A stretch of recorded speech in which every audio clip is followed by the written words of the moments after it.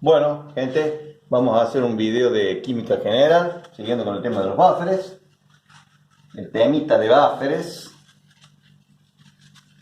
Y bueno, el planteo que vamos a hacer ahora, seguimos con la serie de generar bufferes bajo distintas condiciones.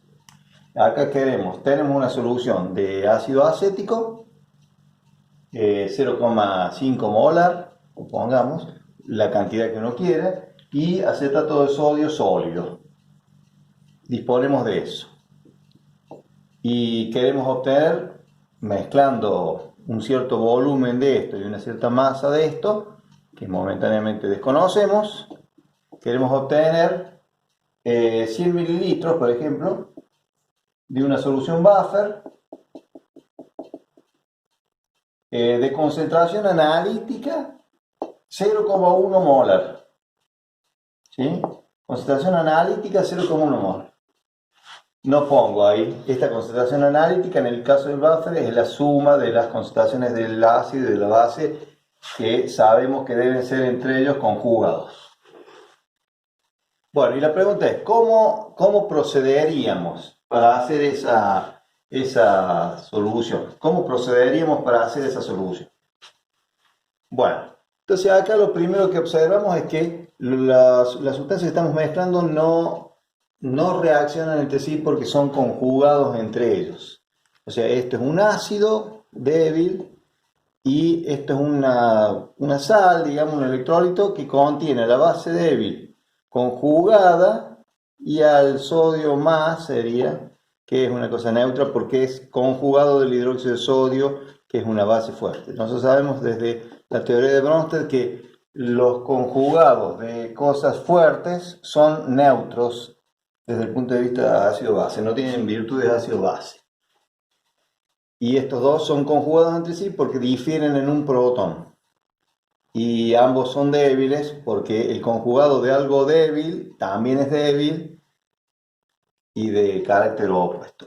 Todo eso lo que acabo de decir se basa en esta fórmula que pertenece a la teoría de Bronsted y Lowry. Bien, entonces directamente no pretendamos que acá haya una reacción química entre estas dos cosas. Es más, si hiciéramos la reacción química entre esto y esto, veríamos que como producto obtenemos las mismas sustancias, entonces desde el punto de vista químico no decimos que haya reacción. No hay reacción química. Entonces lo que va a pasar simplemente es que en el sistema final vamos a tener ácido acético y acetato de sodio en la misma cantidad que pusimos originalmente. Las cantidades, el número de moles de estas dos sustancias van a ser las idénticas a las que pusimos en el volumen B y en la masa M. Simplemente va a pasar eso. Acá vamos a tener un número de moles de ácido y un número de moles de base. Como no han reaccionado químicamente, no tiene por qué cambiar el número de moles. Ese es el principio de acción que planteamos. Entonces, ¿qué va a pasar con estas especies? Bueno, el acetato, el ácido acético y el acetato de sodio, como primera instancia, van a sufrir disociaciones. ¿Cómo son esas disociaciones? Bueno, ya las conocemos. Esta es la disociación ácido-base con una constante ácida que vale más o menos 2 por 10 a menos 5 en el caso del ácido base. Y el acetato de sodio, como electrolito fuerte que consideramos que es, se disocia de esta forma. Obviamente que esta sal debe tener un KPS, pero debe ser altísimo, entonces consideramos que se disocia totalmente y se disuelve totalmente en agua. Y obviamente la cantidad de acetato introducida por el acetato de sodio más la que libera el ácido acético, a medida que planteemos la hidrólisis del acetato. La hidrólisis del acetato va a conducir a esto. Cuando planteamos las hidrólisis, bueno, esa es una pregunta que nos podemos formular. Las hidrólisis en los buffers siempre debe estar planteada. Recordemos que en el buffer hay algo que genera hidronio y hay algo que genera oxidrilo. Es más, el buffer, aparte de la reacción del agua, obviamente, que también siempre hay que plantearla y está siempre presente.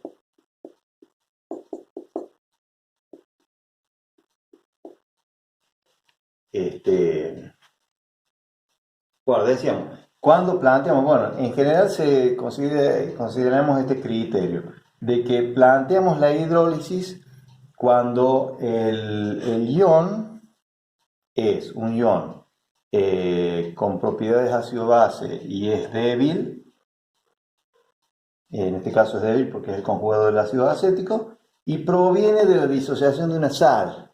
Esa es la clave para plantear o no esta reacción de hidrólisis. El acetato hidroliza, sí. ¿Por qué?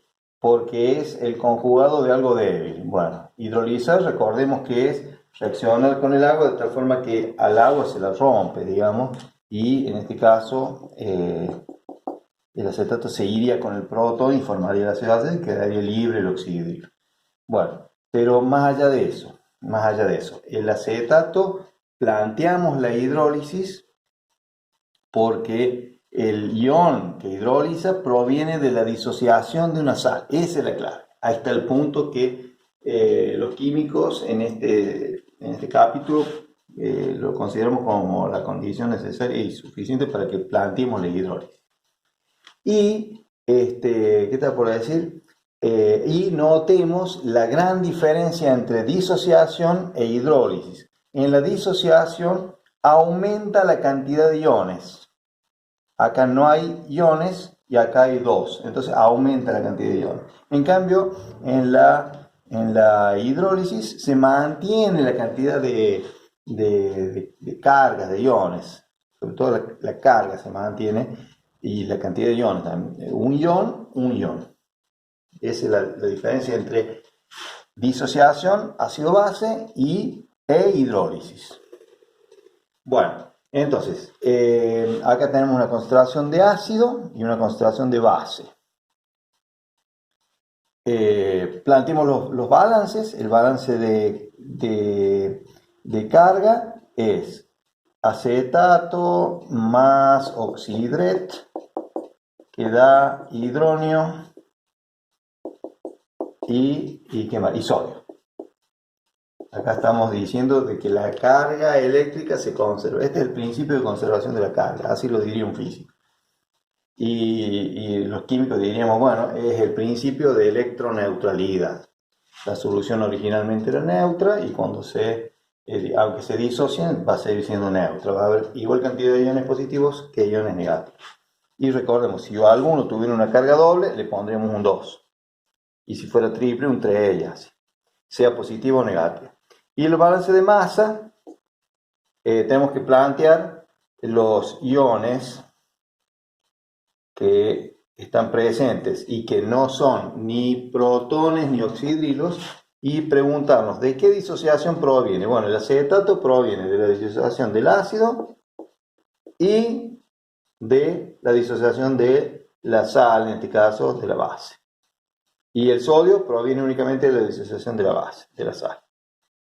Y además, preguntarnos, ¿estos iones se transforman en algo? Bueno, sí, el acetato se transforma por esa flecha y por esa flecha se transforma en ácido acético, entonces tendremos que considerar el ácido acético proveniente del acetato que a su vez provenía de estas dos contribuciones. Y el sodio no se transforma en nada. Entonces, ¿qué plantearíamos? Bueno, plantearíamos esto. Acá tenemos además la constante ácida y la del acabote del agua, digamos. Plantearíamos esto. De este balance de carga, despejaríamos acetato, que quedaría sodio, que sodio es Cb, más hidronio y menos oxidrilo. Eso es el despeje de acetato. Ese acetato lo pondríamos acá y de acá despejaríamos ácido acético. Ácido acético quedaría Cb más Ca menos acetato, pero acetato es todo esto, entonces queda menos acetato, que es Cb más hidronio menos oxidrilo.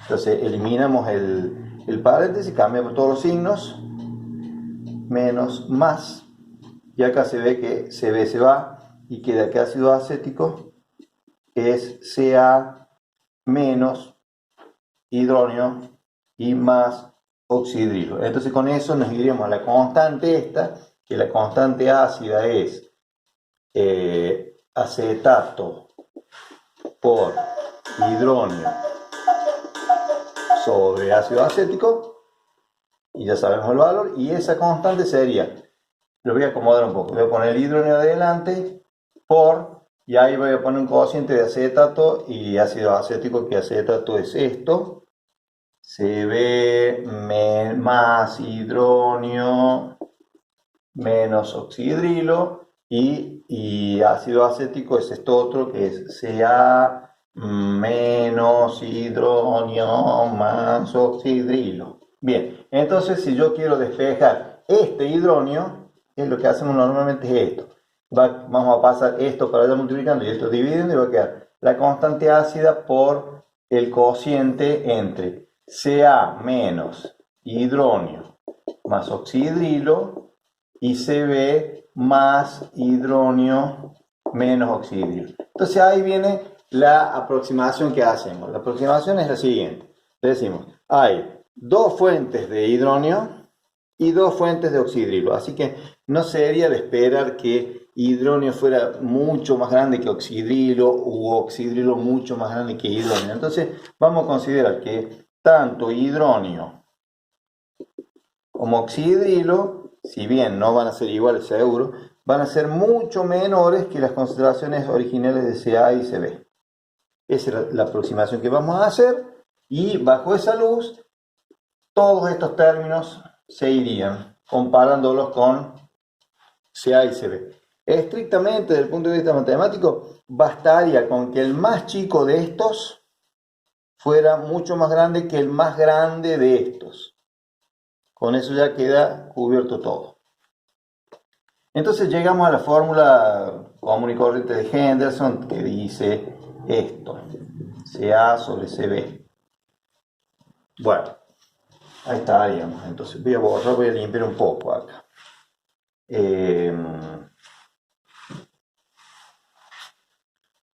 Voy a limpiar un poco y vamos a trabajar un poquito con esto, porque tenemos que adecuar los datos a esto. Entonces, ¿qué conocemos? Lo quiero plantear como sistema de ecuaciones. Conocemos el pH acá creo que no lo había dicho, creo que era de 5,2, algo así, supongamos. Nos da el pH, y dentro de las pautas está el pH final y la concentración análisis. Entonces tenemos que verlo desde el punto de vista matemático, que es muy simple la cosa. Esto lo conocemos porque con el pH sacamos hidronio. La constante lo conocemos, entonces Ca sobre Cb termina siendo hidronio sobre la K. ¿Sí? Y a esto va a dar un número. Y Ca más Cb es 0,1 molar. Ahí está la cuestión. Ese es el sistema de dos ecuaciones con dos incógnitas que tenemos que resolver. El calculador. Bueno, hicimos la cuenta acá con la concentración de hidrógeno calculada a partir del pH y la constante que ya la conocíamos. Entonces ahora vamos a decir, Ca es 0,315 por Cb. Estamos utilizando el método de sustitución. Recordemos que consiste en que despejemos una incógnita de una ecuación y la reemplacemos en la otra. Entonces reemplazamos ahí, va a quedar 0,315 Cb más Cb igual a 0,1. Entonces ahí vamos a hacer la cuenta. Bueno, entonces ya acá despeje directamente Cb, haciendo la cuenta, me queda ese valor, 0,076. Con ese valor, yo voy a borrar acá, después calcularemos Ca, que sería, con esta fórmula, ese valor por 0,315, ya lo hago inmediatamente. 0,315 y da 0,02324, vamos a poner así, molar. Hacen un pequeño redondeo. Entonces ahí podemos decir que ya tenemos las concentraciones adecuadas. Entonces, ¿cómo hacemos ahora bueno, con esos valores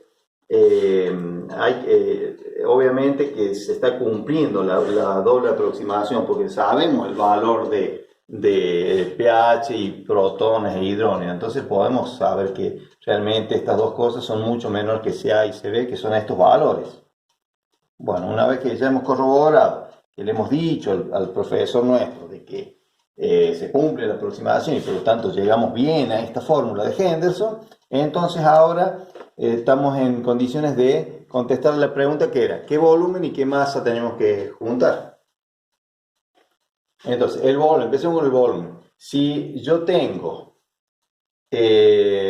al final 100 mililitros con esta concentración de ácido, ¿qué quiere decir eso? Que tengo 0,024 moles de ácido acético en 1000 mililitros. En los 100 que yo necesito tener, voy a tener tanto, un volumen, una cantidad de moles de 0,0024 moles. Esos moles tienen que provenir exclusivamente de esta solución.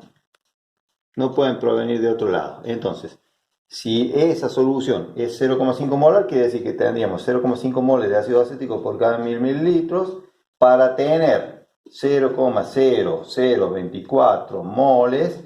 Necesitamos un volumen B que es, ya digo, 2,4 dividido 0,5, 4,8. 4,8 mililitros. Ese es el volumen.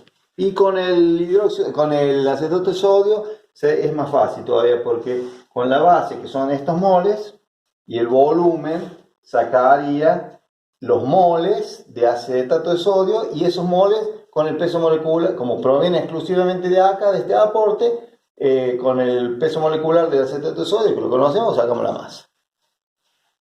Bueno, ahí estaría el resuelto. Entonces le tenemos que decir al profe, al tipo, mezclamos, para lograr esta condición, mezclamos 4,8 mililitros de ácido acético con la cantidad de gramos que le agregamos, que lo calculamos según dijimos recién, de acetato de sodio, y como en esa yunta solamente tendríamos más o menos 4,8 mililitros, tenemos que decirle que le agregamos agua en cantidad suficiente para llegar a los 100 mililitros. Bueno, ahí estaría contestada la primera parte del problema. O lo que pregunto. Ahora, me gustaría que hiciéramos un análisis sobre la cuestión de los alfas. Si hiciéramos el gráfico de distribución de especies, o sea, de alfas en función del pH, a pH 4,76 más o menos, esa es la pK. Y ahí pasa una cosa muy singular, que es que el alfa 0, que es esto, se iguala con el alfa 1 que hace esto. A mí me gusta hacerlo asintótico. Hay muchos que lo hacen llegar a abajo o arriba directamente. No, en realidad no llega ni al 1 ni al 0 nunca, porque son sustancias débiles que están siempre en equilibrio. En el caso nuestro, que estamos a un pH de 5,1, este es el alfa 0 y este es el alfa 1, ¿no? El alfa 0 es esto y el alfa 1 es esto. O sea que, evidentemente, ¿sí? Este es el alfa 1, ¿sí? El alfa 1 y el alfa 0. ¿Sí? El alfa 1 es mucho mayor que el alfa 0. ¿Por qué? Porque del pK para este lado predomina el acetato y del pK para el otro lado predomina el ácido acético. O sea, evidentemente tiene que haber más cantidad de acetato que de ácido acético. Recordemos que el alfa 0 es esto y el alfa 1 es esto. Y que ambas cantidades se pueden calcular fácilmente con esta fórmula que debemos conocer todos porque es muy grosa, muy importante. Bueno, o sea, teniendo los pHs y las constantes podemos sacar los alfas y sabiendo los alfas podemos sacar esto. Evidentemente el alfa 1 nos va a dar más grande y eso quiere decir que hay más acetato que ácido acético. Bueno, me despido. Un fuerte abrazo para todos. Cuídense mucho de la pandemia.